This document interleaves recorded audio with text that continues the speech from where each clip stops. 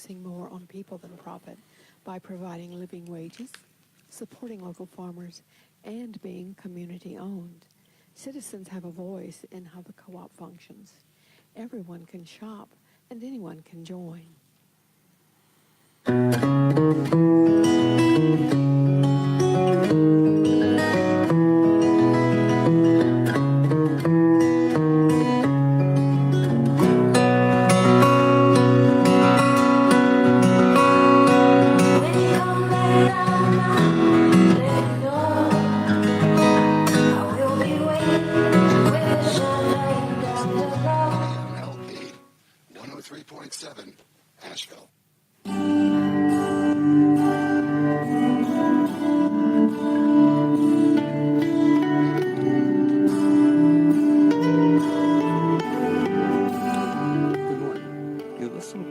Blainesworld Show. We're each Wednesday here on the new WPVM LP in Asheville, North Carolina. You can also listen online at www.wpvm.fm, and you can also watch us on WPVM's Facebook page if we're on live, and I think we are. Stephen, you can say hello to all your fans and friends out there. Hello, everyone. Welcome. Great. I'm your host, Blaine Greenfield, and each week we focus on the Asheville theater scene as well as on positive news and information about people and organizations in the Asheville area. And toward that end, it's my pleasure to introduce my first guest, and he is Stephen Houpis. And welcome aboard, Stephen. Thank you for having me. It's a pleasure. Okay, and Stephen is kind of a interesting guy, or a very interesting guy, who does a whole bunch of things. But essentially, we're going to talk about two things, Stephen. We're going to talk about the fact, first of all, you're the owner and operator of Hire a Husband Handyman Service. You've been doing that for a while, is that correct? Yes, sir. And then, aside from that, we'll also talk about something you've gotten into the last several years, and you also now have a shamanic, Peruvian shamanic practice. That's is that correct. How you say it? Yes. Great. Mm-hmm. And so you mentioned that Stephen grew up in upstate New York. He lived in many places around the United States, had many different jobs, been a handyman for over 20 years, and been living in Asheville since September 11th, 2001. I guess that's an easy date to remember. I would think for most Americans, yeah. Okay. Well, let me ask you, Stephen, the first question. We'll talk about the handyman business. Great title for the business. How did you come up with that name? Well, I was living in Santa Fe, and I was looking for something to do after I got out of the natural foods business. I was back in it. I have a history in the natural foods business. I had owned and operated a store in Dallas, Texas for a number of years. Sold it to Whole Foods Market in 1986 when they only had 4 stores then. And then I met someone, got married, and we moved to Santa Fe. And I was hoping to duplicate the store I had had in Dallas. I ended up finding a company that was coming to Santa Fe. And so I opened up a natural food store for them, and I did that for a little while I was there. It was quite successful for them. I left because I had problems with their management style. And then I needed something to do, and I had a lot of great mechanical skills, construction skills. I had previous history in heavy construction. I was an iron worker for 10 years, and I worked on what's called heavy and highway work. And I developed these skills when I was a kid, living in upstate New York. My father was not very practical and handy around the house. So mother enlisted me to fix things like a loose cabinet door, that sort of thing. So I started it as a very young kid. Which is kind of interesting to me because I have no handyman skills. Yeah. And they said your father wasn't handy. How did you pick up the skills? Yeah, I don't know. I just had good hand-eye coordination. Just naturally came to me. It was easy for me to look at a problem and come up with a plan to kind of fix it. And that's sort of what I do now. I think of the things that I do are kind of in that mode of thinking, but I also think of them as healing houses as well, because a lot of them are old and aged and things fall apart, So I feel that kind of fits into my shamanic practice in terms of healing places as well. Well, I love, by the way, I'm thinking the same thing too. What a great tie-in, to what you also do. Are you good at reading manuals? Yeah, I think so. I mean, are you the kind of guy, it sounds like you are, that can figure out most stuff without even looking at the manual? If I've done them before, yeah, and the phrase is, when in doubt, read the read the instructions. And sometimes I do have to fall to that because every manufacturer of a product has got a different way to get the stuff to look and do what it's supposed to do. Well, I just read an interesting article too, Stephen, that, of course, times are changing, and it's really changing. There was an article about replacing windshields on cars. It used to be an easy repair, $100 repair, you get a windshield repair. Now it's a very expensive repair with all the electronics in the windshield. Yes. And it's no longer a 5-minute repair anymore. Right. So I guess a lot of products have gone in that direction. Well, I don't get at that level. A lot of what I run into are that things are made overseas, mostly in China, as all of us know, and they're not very well developed for Western minds a lot of times. Like the instructions are incomplete, or now they even have instructions with no copy. They're just pictures, and you're supposed to be able to interpret that stuff. It's annoying. I said even the computer stuff, you're right. You don't get a manual anymore. There's no manuals, but you get 3 pictures. Yeah. And I can't figure it out, but you can, fortunately, for the most part. Well, I think so, yeah. Sometimes I'm on the 800 number talking to the vendors, because it gets to be kind of like, well, I don't know which way to go because this is incomplete. Do you ever get something where you buy something or going to assemble, and you ever had it where parts missing or something? Yes, I have. And yeah, you have to watch out when you buy stuff off the shelf. I'll tell this to all your listeners. When you go and buy something off the shelf, let's say at one of the big box stores, and you look at the package, try to make sure it hasn't been opened before. Interesting. Because people will return stuff and bring it in incomplete. There's a couple of parts missing. They forgot to put them in the box, and then you buy them and get them to somebody like me, and we go like, well, sorry, I can't help you because such and such is missing, and this has been opened before. Well, what a great recommendation. Who would have thunk? So the recommendation here you're saying is that if you have a choice, opened or non-opened, always go with the non-opened? Yes, of course. Yeah. Because you're so right, because I've been guilty of that. I'll package something to return it, and I'll see a couple days later, I forgot the manual, I forgot something. Yeah. Wow, that's a really good point. Yeah. Interesting. So in terms of repairing stuff, what's the... is there anything that's particularly hard to repair, just in general, the stuff you repair? What's the hardest thing you repair? Well, here's something that is a philosophy of mine. If I don't know how to do something, I don't try to learn my trade at my customer's expense. So I'm very willing to step aside and say, you know what, this is outside of my skill set.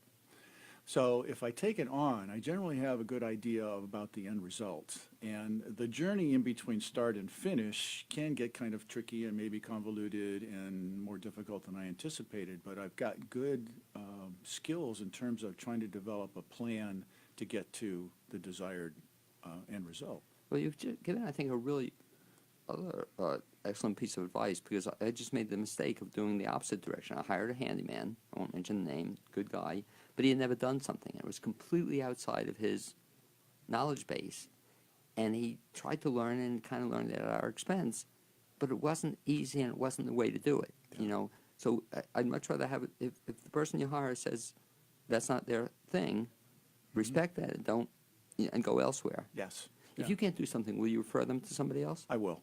Okay, Sure, gladly. So I guess you can find, at least in the Asheville area, most people can do most things. If you look hard enough, you can find somebody. Oh, sure, yeah. It's just a matter of digging deeply enough and networking with people. You'll eventually find somebody that can take care of the task at hand.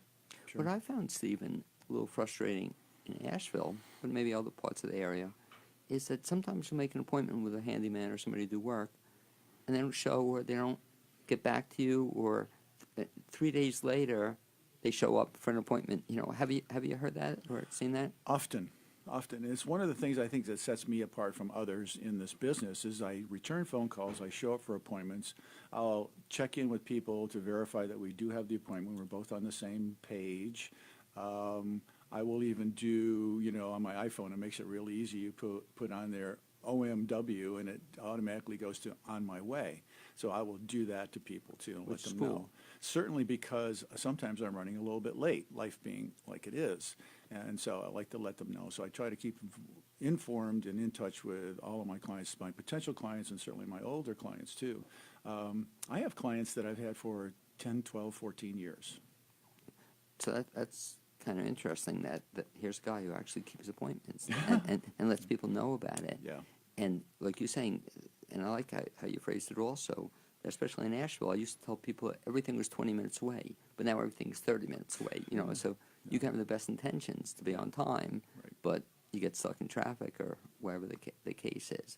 Are there any jobs, what are the favorite things you do as a handyman? What are the kinds of things it's you kind enjoy of doing? sort of bullet point my skill set. It's carpentry and painting. I do light electrical and light plumbing, and that is in front of the wall kind of stuff. You know, a dimmer switch, a fan, a new light, fix a leaky toilet, put a new faucet in your kitchen sink, for instance. That's the kind of electrical and plumbing that I do. And I do some tile work. I don't do big jobs anymore on tile because I'm older and my knees don't like being on the floor too much anymore. I won't tell the story about me in terms of handyman capabilities, but some of the work you do coming in, it's sort of, I'll call it recovery basis, where somebody else, a guy such as me, tries to do something, then he makes it worse. Have you ever had that? Yeah, sure. It happens a lot. And matter of fact, I come into situations where a general contractor, I mean, these are people that are licensed, will come in and do work, and it's done poorly. So I've got to come in and try to fix it and make it better. How important, or I should ask you, in terms of, like I said, you're not a general contractor, but are you insured? I have liability insurance. Sure, I carry $1 million in liability insurance. And so is that something I guess people should ask if the person they hire? Well, it's a good question to ask, sure, because I think it shows a lot about the business's professionalism and their sense of creating a secure atmosphere for their clients. Clients know, well, if something goes wrong, there is insurance. And I offer what's called additional insured certificates to people who want them, so I can actually prove that to people.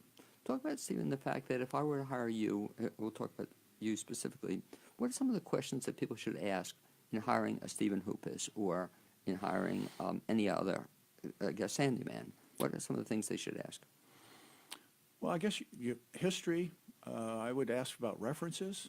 You know, references are always good to ask for. What are your skill sets? Oftentimes people will kind of go through their list of their needs at their home or their office, and I'll say, well, you know, I think I can do all of those for you, but I really won't know until I make an on-site observation of what it is that is needing to be fixed or remedied, and then I can tell you in that meeting whether I can handle all of it for you, and what I can't handle, I can refer you to people who can. How do you feel about ratings, be it Yelp or Google has ratings? Is there any validity to them? Well, probably. I think that one should look around for maybe multiple sources of ratings for people, because there could be a bias in the reviews that are happening on one side or another. I'm on Angie's List. I have a website. People can go there and find out some things about me, and I do have lots of references I can give them as well. And talk about Angie's List. I see it advertised. I don't know if I've actually used it.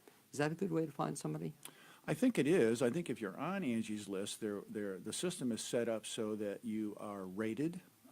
You get to, of course, put your own bio in there about your skills and what you do, and then over time, I think I've been on Angie's List now for 10, 12 years. So people will go there and give reviews or find out about you. So it's a pretty handy site, I would say. What's interesting too about, I think, Angie's List is a lot of our listeners may not know this. It's now free. You know, it used to be as a consumer, you had to pay to get the listings. I don't know from your end if you have to pay to be on it, but from a consumer, it's great. You can just check it now and find, you know, almost anything you want, and there's no charge for it. So I think That's great. cool. You know, I actually didn't know that. Yeah, 'Cause they I don't they- have a need to go there as a No. consumer. So as business end, you have to pay to be listed. No, it's free for which businesses. is nice. But yeah, they changed that model about maybe a year ago or 2 years ago. That's great to know. It really is. So if you tell people, if you want to find out about Stephen Houpis, Yeah. just check Angie's List, and it won't cost them anything. Thanks for that piece of information. Okay, yeah, I thought that was kind of neat.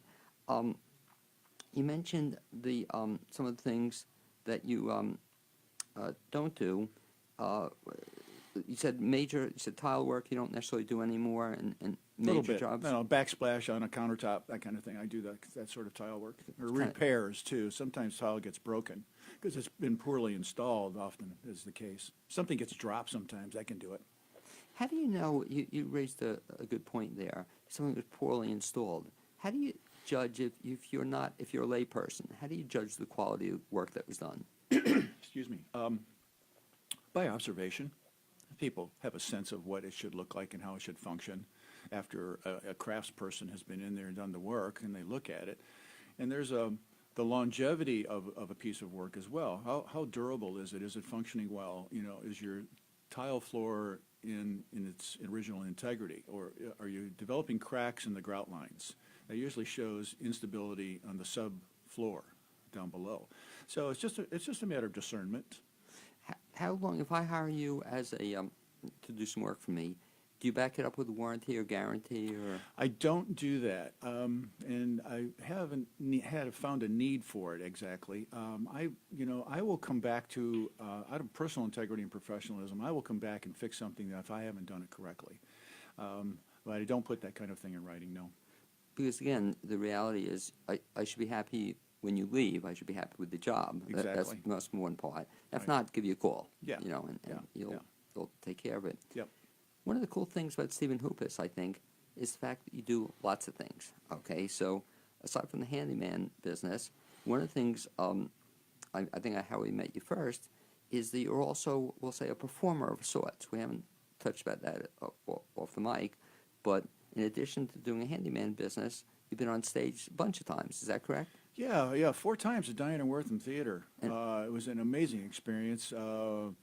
Barry Barton is our local choreographer here. She has a group called Community Choreography, and it was an amazing experience. You know, I'm an amateur, but it was to be on a stage in front of your hometown and people that you know very well is I can't recommend it too highly to people. And I think that's the first time I met you. You were with Cynthia. You were in one of the performances.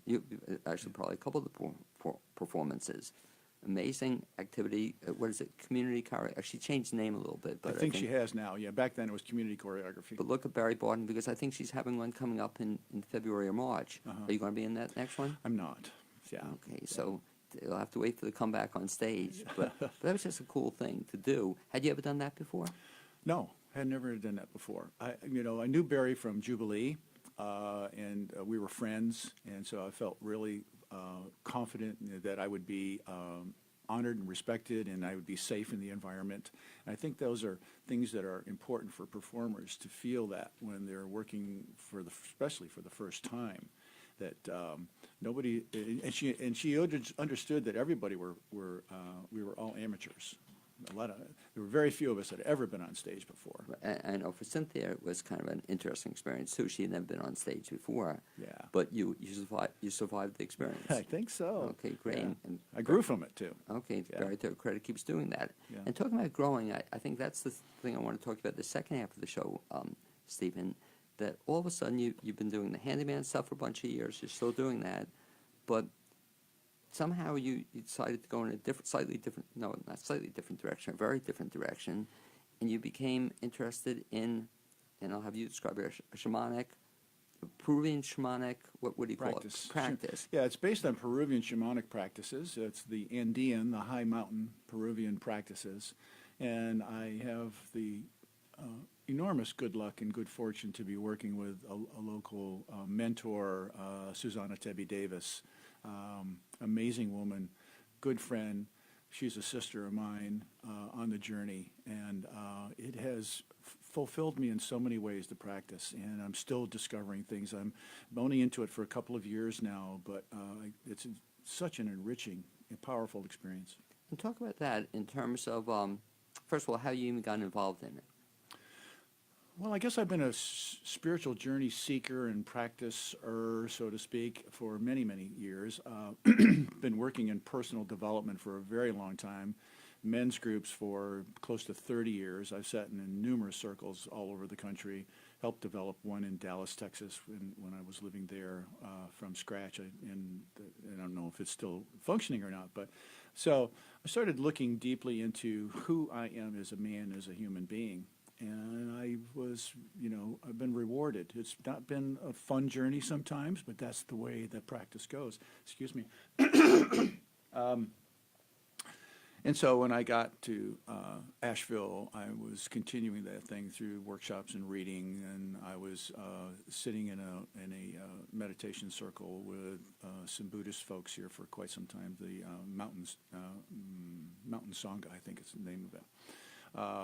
And then I was called to this, to the shamanic practice, and it's been really fun and interesting. I kind of put it in terms of it is like taking the edges off of things for me. It's rounded things. It's made them more smooth. My life flows more easily now. And it doesn't mean that it isn't difficult from time to time, because I think that's just part of the growing practice. As I'm in my act of becoming, I like to think becoming more humane in myself and as a man, I'm rewarded. Well, now this is, you mentioned Peruvian shamanic practice, so it, I guess, originated in Peru? Yes. Is that the idea? Yeah. And so you mentioned, too, you might be even going to Peru sometime, or that's a I'm goal? hoping maybe this summer. Yeah, I got plans to go. And so when you go, because I know Susanna's been there several times.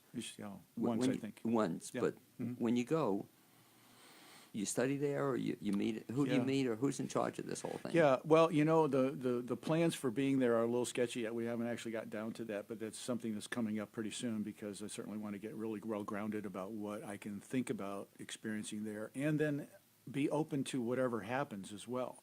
What I know about my journey is that I can't get too, let's see, kind of on rails about what I can expect in my life in general, but certainly not about this. So I would go with an open heart and an open mind and have some idea. And yes, we would work with a shaman down there as well. And so the nice thing about working with Susanna, if we also drag Tebby along, her husband, you can do a side trip to Scotland. Yeah. Tebby's the world's greatest expert. I don't know how he got to be, but he's the world's greatest expert on trips to Scotland, Yeah, apparently. they've been doing those now for a couple of years. When you shamanic practice, you I have to profess my ignorance. What is a shamanic practice? Well, it's in general terms, it's what's called an earth-based practice. In other words, the earth elements are brought into the practice because it's where we come from. If you looked at the science of what the elements make up our body, they're all from Mother Earth. And so to make that connection for me about something deeper and something beyond even bone marrow deep, something beyond that it's not readily explainable for me, is there's an essence to that practice that I can't find any place else in my spiritual path up to this point. So this is resonating very deeply and very profoundly for me in my journey to becoming more humane. You also told me off the air that there's tie-in to your previous life as well, because you were mentioning the earth and you were mentioning water. We were talking about water, and somehow, which was kind of, I thought, neat, this tied into what you did 30 years ago maybe, or 20 years ago, and you're still doing it now, and explain that connection. Well, I consider myself a water protector, and it came out of Standing Rock, if everyone remembers what happened out in the Dakotas around the pipeline. I didn't go there, but I made contributions here locally that ended up there, and I was certainly there in spirit and in heart. So out of that action, I really got clear about that. What I do on the side here is I install and maintain reverse osmosis water systems here in the natural food stores here in this area, Earth Fare, Whole Foods, and some other remote stores around this area. So in keeping with the thought of being a water protector, I hadn't really thought about the work that I did on that physical level in these stores as being a water protector, but I am. And I feel gifted, again, that I find myself in a trade that resonates with some very deep personal goals in my life, and a sense of spirit that I am just wrapping myself around every day. By the way, another great title, too, we're talking about the handyman title you have, but also that's a great title, water protector. I just think in terms of meeting somebody or networking thing, what do you do? I'm a water protector. It's going to get people are going to be curious about that. Yeah. You mentioned also, I should know this too, but I don't reverse osmosis. Explain that process. Well, probably people can remember maybe from middle school science class. There's a membrane, and it's called an impermeable membrane. Impermeable? I think I got that pronounced right. Things pass through that are small enough in size to get to the other side of the membrane, and what stays on the inlet side are, in this case, the impurities in the water. So that's the process of reverse osmosis. It takes the water through this membrane, and it's an osmosis. And generically speaking, it's about getting past something. We have spiritual osmosis in our life as well. We have physical, osmosis as well. In the case of the water, it's a filtration process to get impurities out. So I won't mention the price, but I've seen the process at Earth Fare, Whole Foods. Several of them have the equipment. Yeah. Recommendation, if you have a choice between getting, quote, regular water versus reverse osmosis water, your recommendation? Well, the company that I work for, based in Santa Fe, and they offer three waters in these dispensing machines. One is reverse osmosis. One is deionized water, which is a next step beyond reverse osmosis, more filtration. And now they've added what's called high pH water. And a lot of your listeners, I'm sure, are probably educated on the fact that if our systems are more alkaline than acidic, we will stay healthier. Pathogens will thrive in an acidic atmosphere where they won't very well in an alkaline atmosphere.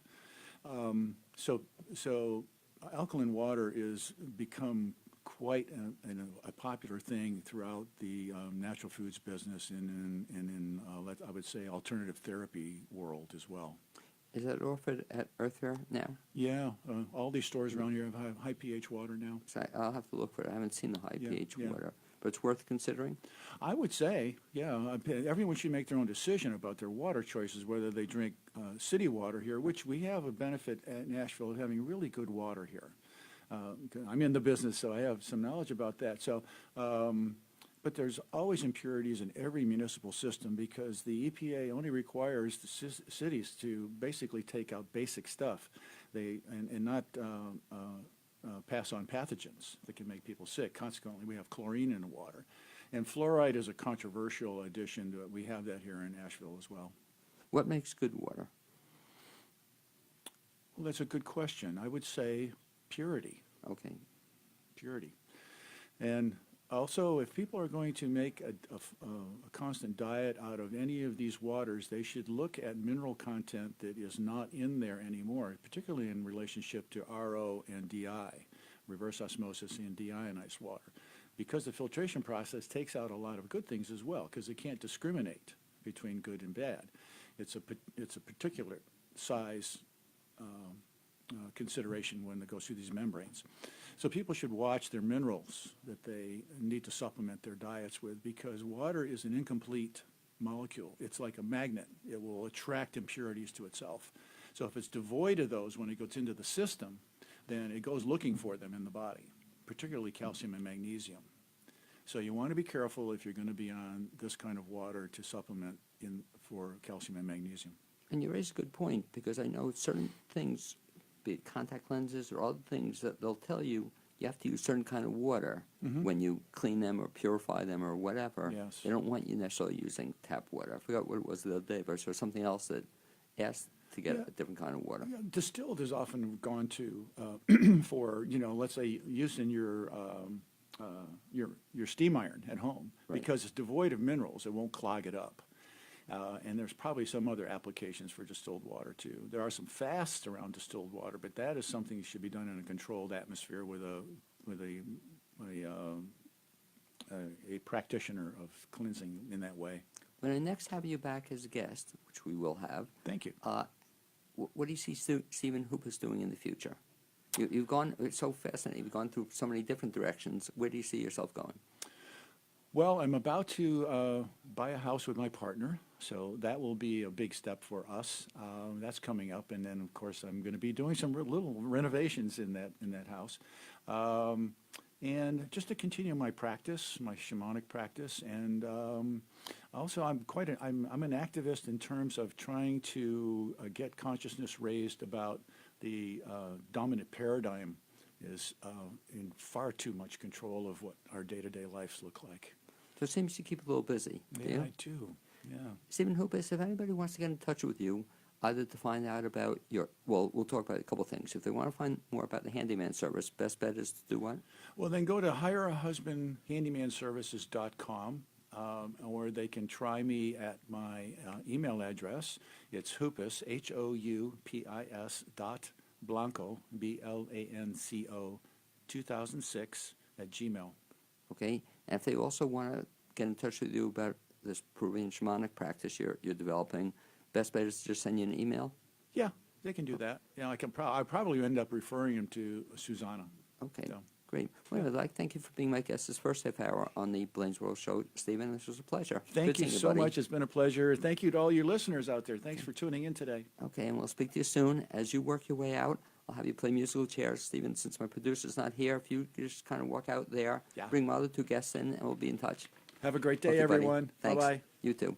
Okay, as Stephen's working his way out, I'd like to mention two things. One, that underwriter support for this show on WPVM is made possible by Blainesworld, a blog that contains information about Asheville's theater scene, reviews, tidbits of information that you find useful, and some jokes that are hopefully not too risque. If you'd like to be added to the mailing list for this missive, just send an email to bginbc@aol.com and put the word subscription in the subject line. In addition, as my guests are working their way in, I'd like to announce two productions in the Asheville area that are coming. One is something called the Big Fat Italian Wedding Murder Mystery. That's going to be at the new Center for Art and Inspiration in Hendersonville, March 1 and 2. All is fair and in love, even murder? That's the question posed by the hilarious interactive murder mystery music comedy. For more information, check out www.thecenterai.tix.com. I'll spell that out, www.thecenterai, AI at the end, .tix.com. In addition, there's something that Attic Salt is hosting, and that's the basics of stand-up comedy with a local comedian, Art Sertivant. That'll be March 7th to April 18th, Thursdays from 7 to 9 p.m. And the idea you won't teach to be funny, you're already funny. That's why you're thinking about taking a comedy class. For more information about that, check out www.atticsalt.org. And I'm just going to have to get my next guests in as they're waiting to come in. And I'll ask, I'll try to get Stephen's attention. I don't know if he's listening, but I need my next guest to come in. And hold on 1 second as I get them. Hold on, please. Hey, guys, we need you. Get over here.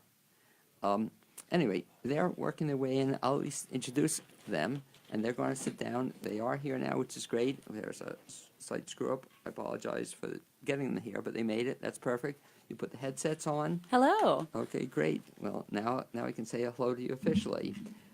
First, we're going to say hello to Erinn. Is it Dearth? Is it? That is. Okay. Earth with a D in front of it. Okay, super. Very wholesome. Okay, super. And she's also with Dan. Is it Beckmann? Yes, it's Beckmann with a B in front of it. The big, great way to look at it. Okay, it seems like you guys have been on TV and radio a little bit before. We've, well, I don't know. We're just loud people. Okay, is that it? Okay, I have to pull down the volume a little bit.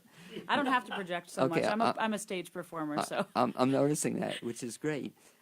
I should just tell you a little bit about the guests we'll be talking with. And we're also, by the way, if it's working, which I believe it is, we're on Facebook Live, so you can say hello to the world in Facebook Live. Hi, Mom.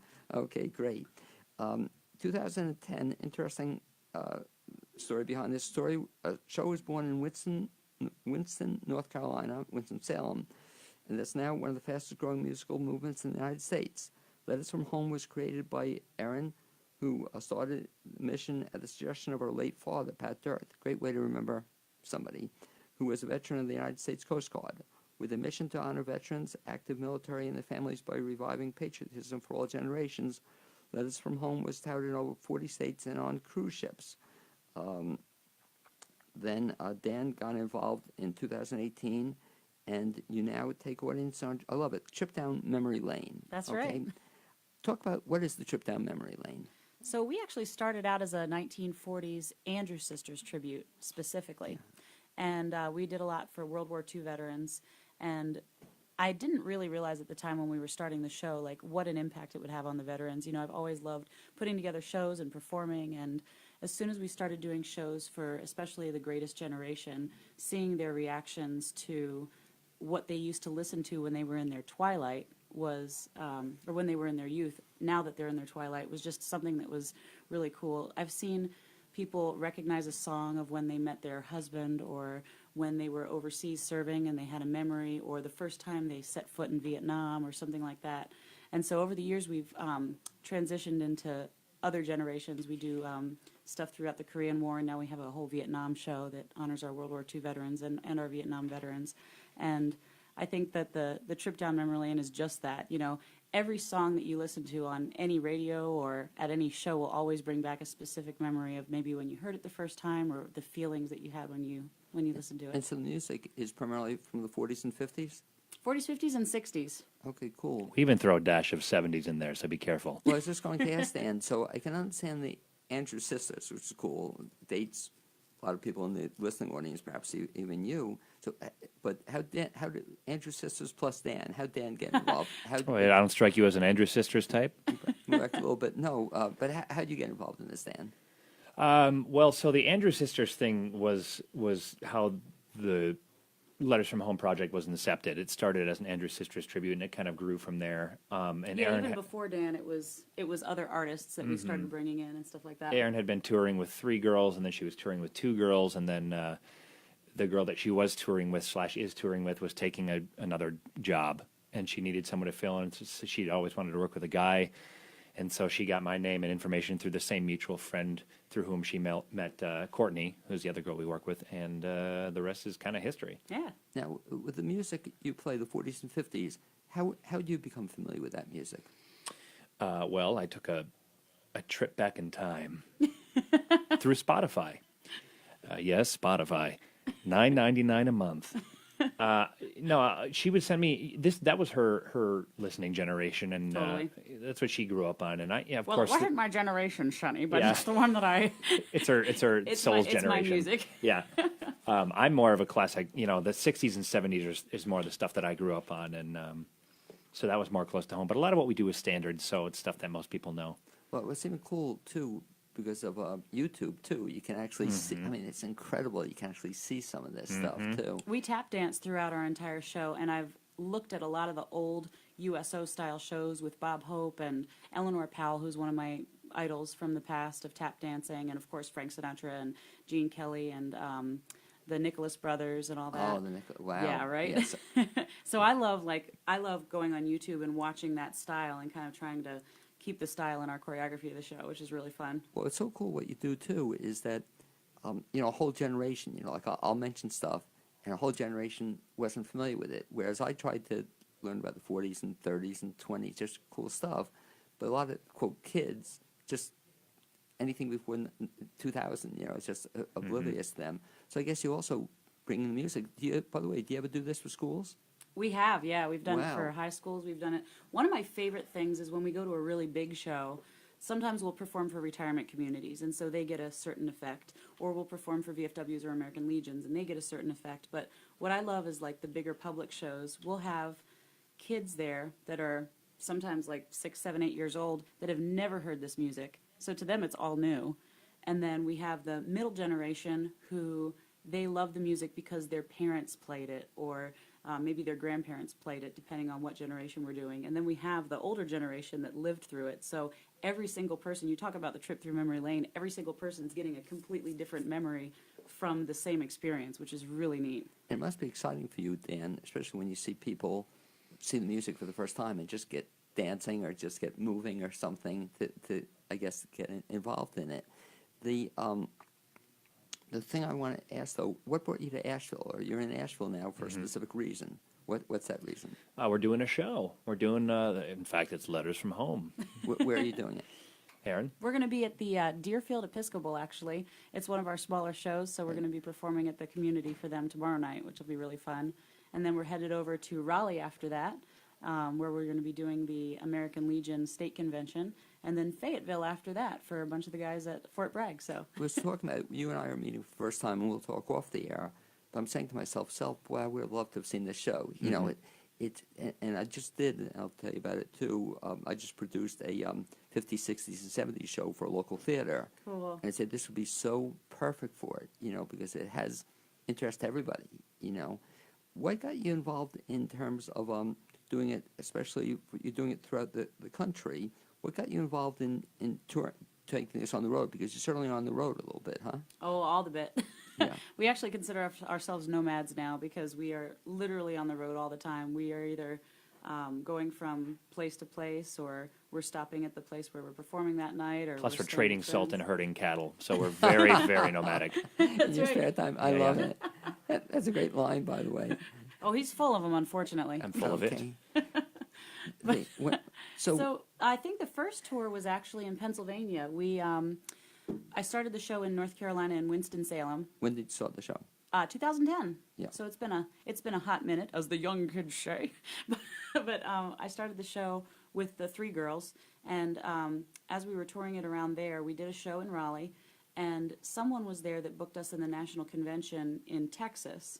And after that, it kind of just took over. We had someone in Pennsylvania call us and say, hey, we'd love for you to come out there. And I hadn't really even considered touring before because I was very involved, and I still am very involved. We have a theater company called Spring Theater in Winston-Salem, and we're very involved with that. But I hadn't really considered touring, and I was like, this will be great. So we started booking other shows in that area, and after that happened, it just kind of organically just became what we did. Like, there's no greater pleasure to me than taking this to new areas and new generations. And we also try not just to bring back the memories, but we also try to put memories, not memories, but statements about hope and happiness and politics versus patriotism, which is a huge thing in my heart because they're very different things. Our show is not political one little bit, but it's very patriotic, and it's about loving your country and not necessarily loving your government. Right. or, No, or if you do, that's but fine. Ken, but that's a really good point, you know. But it's a shame, I said, we'll get to know each other, that I would have loved to have had you do a couple of gigs. And, you know, you're coming all the way up to Asheville. You might as well do a couple of gigs, you know, rather than just one gig. What's, Dan, you've been involved for a couple of years. What's the furthest you've traveled for this? Well, my first my first gig was supposed to be over in Colorado, but ended up being in Sacramento. So that's a bit of a ways from here. Yeah. Some would say it's the opposite coast. Some would say. And it was on fire when we went to. Yeah. Yeah, We right. went, actually, that was pretty cool. It was during the car fires, and so there was a whole bunch of wildfire action going on, and we got to perform for some communities that had been, affected. evacuated and then repopulated, and they had air scrubbers cleaning the air inside of these retirement homes and stuff, and it was kind of cool to bring entertainment to the people who really needed it at that time. But this summer, on June 6th, we're going to be performing on Normandy Beach for the 75th annual D-Day Wow, celebration. how cool is that? Yeah, Huh? so that'll probably be the furthest furthest. Yeah, Letters from Home has ever gone for a show. So farther that'll be than fun. Sacramento. Well, it's interesting when you're talking about that. When you're out, you're going to be in Sacramento. You have it seems there's a two-pronged thing to what you do. You do some of it for Deerfield and retirement communities, other communities. You also do a lot of work for the veterans, right? Is this sort of your mission? You'll do it for both groups, or you look? Oh, at it's service? more than that. Those were just some that I mentioned, but we do it for theaters. We perform for air shows. We perform for Bat communities. Bat mitzvahs. Hey, we would do a bat mitzvah. Yeah. It's Letters Clown from Home. reunions. Oh, I love it. Exactly. Yeah, but you haven't done a bar mitzvah yet, is that No, correct? no, Have but we not? I'm not sure. but I would. But you would. I love it. Yeah. So when they bring you on board, I'm just really excited about this because it's I read some information about it, but I got no feel for it, until I have you. And next time you come on board, we'll have you do some songs, or do you have a CD, by the way, or? Yeah, we on have this? several CDs. We've got a few that we've produced in the last few years, and we're getting ready to do a new Vietnam CD, which will be really fun because all of our CDs have been 40s up till now. It's been recorded. It's just being produced now. Yeah, and now you've been on Facebook Live too. So Yeah. I So wanna make how you know you've made it? Right, exactly, big time. But it's incredible, Dan, that people, I don't get it. X number of people listen to the radio show, but when you're on Facebook Live, people watch that. I don't get it, but it bumps. I don't know if you ever done any. Have you ever done any Facebook Live stuff? Oh yes. Yeah, it just really bumps up the number of people watch it, and then pretty neat. I'll make a YouTube clip of it. We'll show that as well. The show itself is how long typically? It depends. It's really kind of, we tend not to do the same show twice. If people book Sentimental Journey, which is technically our 2-act World War II show, or We Got to Get Out of This Place, which is our 2-act Vietnam show, those stay pretty consistently the same. But a lot of times, we're doing VA hospitals here, or Kiwanis groups here, or American Legions there, and we will just go and kind of base our selections on the crowd. Like if we see a bunch of guys who are clearly Vietnam and Korea vets, we tend to make it a little bit younger. And tonight it'll be a mix. So, Yeah. Oh, sure, it or will be. tomorrow night when we do our show, it'll be a mix. So we're probably going to start out in the 40s, and then right in the middle, like talk about how Vietnam kind of hit, and then go into Vietnam and end up with Born to Be Wild or something like that. Deerfield, I'm telling you, it's going to be the perfect place for you. I've been there. I've seen some shows there. They're going to love you. Cool. Yeah. The when you come though, so it's the three of you. The third person's not here right now, but three of you. Do you have any musicians with you? Sometimes we do. This past Sunday, we performed in Cortland, Virginia with our band, our 3-piece band. We've had big bands before as well. We've had 12, 15 pieces. We don't tour with them because the expense would be oh so great. But when there's three, like tomorrow night, with the three of you, is it just, do you have anybody accompanying you, or? No, we just have pre-recorded music that we Okay. sing and tap dance to. We have one Tuvan monk that comes out of the trunk and just throat sings for an hour and a half. It's pretty impressive. That'll be it, too. Yeah, it's great. Then but I we love teach the it. audience how to make sounds with their Yeah. thighs. So So it's pre-recorded music. Do any of you play guitar or anything else? Kazoo? we all play a little bit. Like Courtney tinkles on the ukulele, and I tinkle on the piano, and I just tinkles in tinkle. the bathroom. No. And you don't have to pay extra for that. is No, it? no. In fact, That's- sometimes they pay me to leave. It's great. But we generally don't typically use the instruments in the show. We're starting to incorporate them a little bit more in our future shows. We've been talking about that, but We use it's mostly- tambourines in almost every show we do. that's true. If that counts. No, Yeah. it does. But food for thought. And again, I just did this in the show I produced. And they're really inexpensive. Get a whole bunch of kazoos and give them out to the audience because they really, that gets them involved. I No, actually did Zippity Doo-Dah once It'd be and great. had the audience come on stage and but you get kazoo them- away. I'll talk about that, but you get them so inexpensively, and people really like that. I imagine it should be the last song of your set. You're going to have kazoo accompaniment for the rest of the show. No, you got to get them back. Yeah, right. You Well, can't well, let that's- the kazoos go loose in an auditorium. Well, Yeah. you can't. Or Dan, the other option you can say too, you can steal this line. You've heard it before. Is hey, the key is you have the mics, so they can do whatever they want. They can sing along. And let me ask you that: do people sing along? Oh, yeah. Do Do you mind it when they do? Oh no, we Yes. encourage it. I despise it. Well, what about? I love it. What about when it's off key though, where it doesn't bother you? I mean, we sing off key most of the time anyway, so it's kind of just, even a busted clock's right twice a day. Is that so? One time you'll hit a note. Yeah, yeah. I love it. Is he the comedy routine? I mean, is he the comedy routine? That's up to the audience. No, but I love Put in it. your votes now. But you're talking about. I love the concept. Bob Hope. Totally. Tour. Where Well, the comedy part of it was fun too. So do you intentionally put some comedy Oh, into it? golly, yes. The thing that I love is the variety. So when we used to do Andrew Sisters, it was Right. fun, but it was mostly the same Right, right. harmonies. And it sounds all the same a little kind bit, of right. humor, because they would use facial expressions and like little movements and things. But now it's such a variety because we have, so Courtney and I do a lot of lipstick kisses on the guys, bald heads and Yeah. cheeks. Dan croons to the ladies. We do a lot of a cappella 3-part harmony. We sing, we tap dance, we get a lot of the audience involved. And then there's tons of jokes. We have very different senses of humor. I'm a dad's joke kind of girl. Right. Her humor lives back in the 40s. Right. And, Which is great. But it's for most of the audience you're playing for. right, exactly. But see, I'm trying to push us into the future, Blaine. I'm preparing us for the long haul. Or for the next show. Yeah, exactly. This is During before- our Christmas show last year, Yeah. I came out and Courtney and I were doing Sisters from White Christmas. right. And then we had a bit where we pretended something went wrung. And then Dan came out wearing my dress. With her still in it. You wouldn't believe it. I love it. I was going to ask you, so are the costume changes in this too? Oh, yeah, absolutely. The more costumes I can fit into a 45-minute show, the happier I am. Yeah. You can ask So- anybody that's worked with me. So how long is the show? So tomorrow night's show will be about 60 minutes. We've done shows that are about 20 minutes, and we've done long, probably like 2-act shows that are about an hour each. So We're still doing a show we started in April. yeah, I hope it's going well. Yeah. You haven't gotten the hook yet. No, right. Yet is the Not operative yet. term. The hook. I love see it. it coming though. We should do a hook bit in the show. That would be Oh, a yeah. perfect thing. It This would is how be. things get added to the show, by the way. Yeah. We'll talk to people like you, and Right. you'll say, "Hey, you should," and then we do. Yeah. Well, no, I do the same kind of thing. Or, Mm-hmm. I love talking to you guys, but yeah, it'd be fun. Or I did a show and we did the song Lollipop, and we still give out lollipops. But we taught them how to do that. But wouldn't that be a fun thing to do? That's Because cool. what I found, Dan, it seems like this is what you guys are all about, is the more you get, and seem to work on this, the more you get the audience involved, the more they have fun with it. Interaction with the audience has always been a cornerstone of Letters from Home. We try to get them involved in the first couple of numbers, even usually, so that they're, it kind of tears down the fourth wall. And then when you feel like you're just sitting there goofing off with friends, I think everybody enjoys the show more because it's less of a show and more of a, just kind of like a hangout. One of the cool things I'm getting from listening to you guys is that it doesn't sound like anybody falls asleep in your show. No. You know?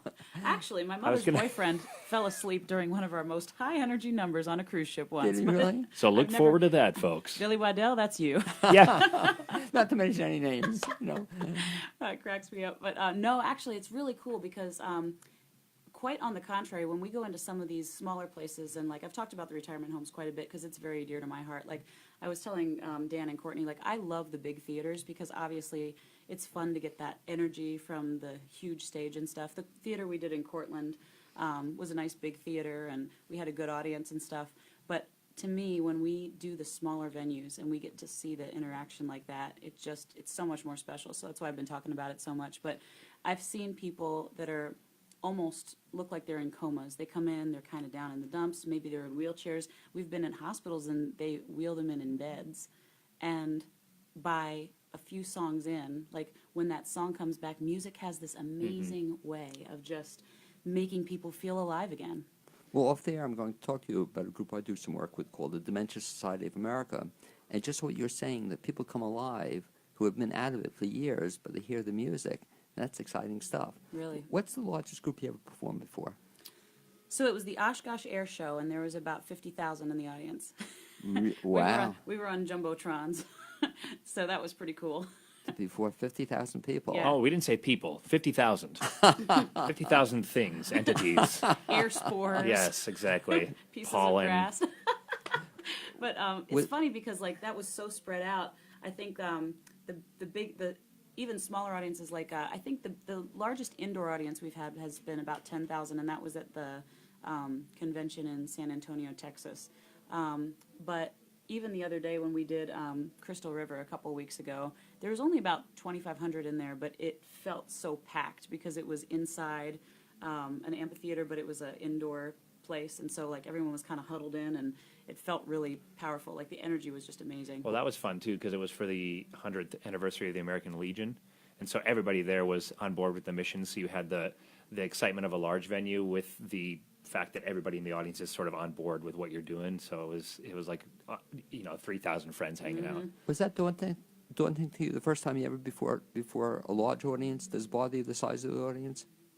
No, but we've also been doing this or entertainment in some capacity for a long time. So, yeah. In fact, I would say sometimes it's opposite? even like the small. If you go into a community, if you're doing a show for 4 people, Right. like my family asked me to sing a song at Christmas, and I got so uncomfortable because it was just like it's outside of the venue. Well, there was one other factor, too, you failed to mention. You didn't get paid.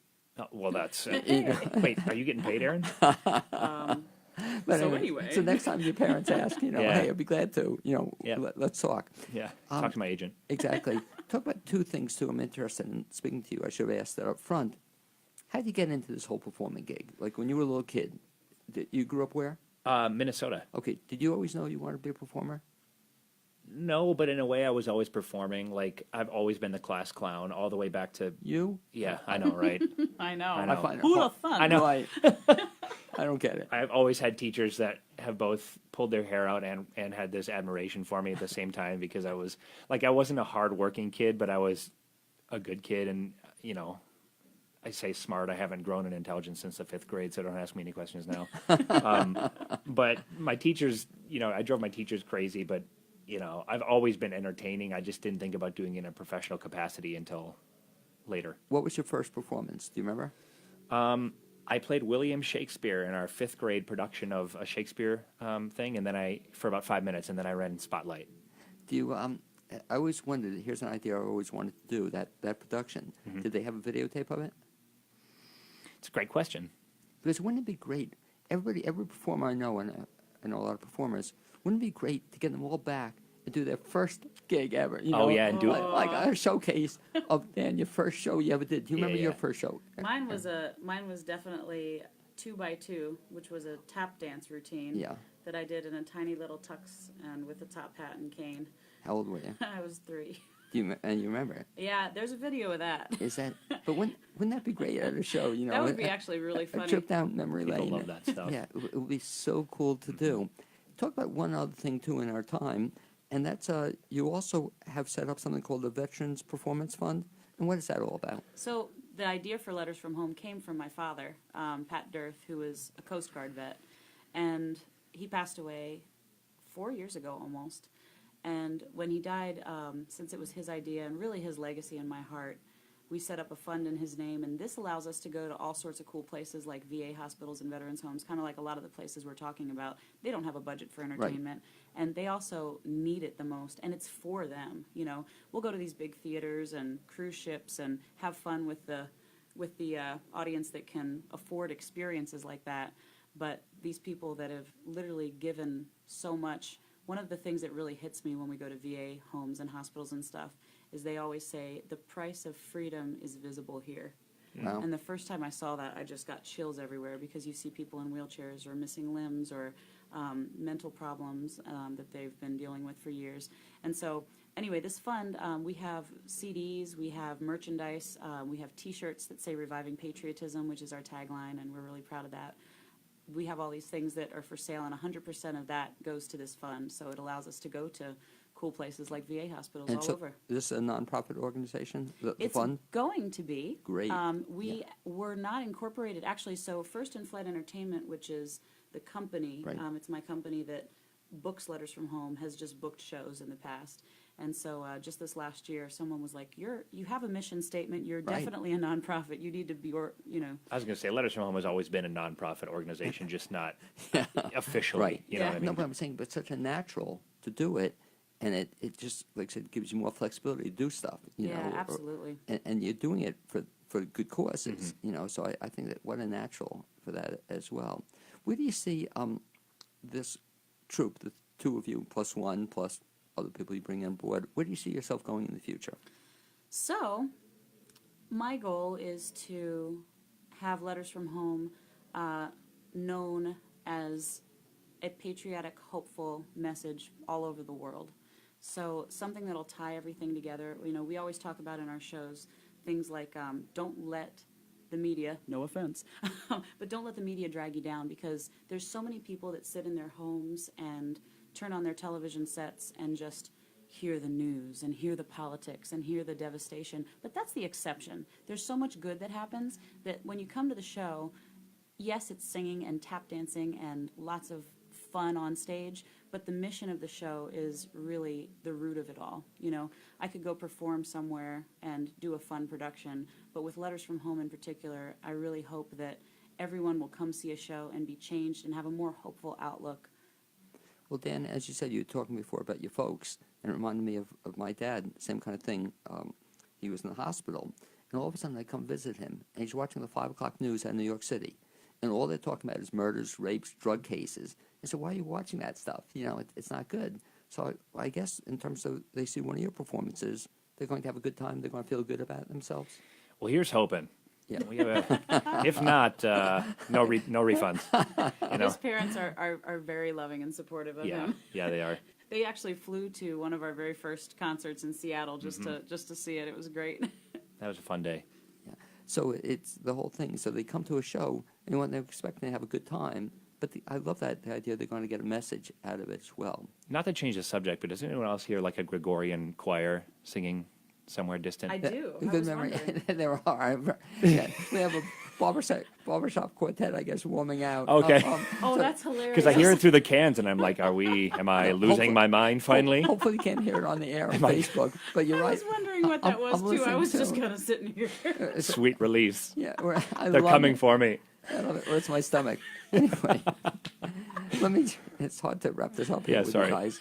But if anybody wants to get more information about Letters from Home or about some of the CDs, all the other good stuff you're doing, best bet is do what? LettersFromHomeSingers.com, or of course Facebook at Letters from Home Singers. We like to really try to post all of our shows and upcoming things, and we are literally all over the country. So, and if you don't see where we're going to be, then call us and give us some suggestions, and we'll try to be there. If they go there, they can get they can hear some of your performance or see YouTube clips of it? Yeah, absolutely. Okay, great. Well, just keep in mind when we have you back again, and this was just put together at the last minute, we're also going to have you perform on here as well. I would like to thank you two folks for being my guests this second half hour of the Blainesworld Show. I'd also like to thank Amy Prisnash, my producer, and Zuzu Welsh, who provided the music you heard at the beginning of the show, and now here at the end. Look forward to having you join me next Wednesday at 9 a.m. here on the new WPVM in Asheville, North Carolina. You can also listen online at WPVM.org, and you can watch us on the Facebook page. See you next week. Thanks, folks.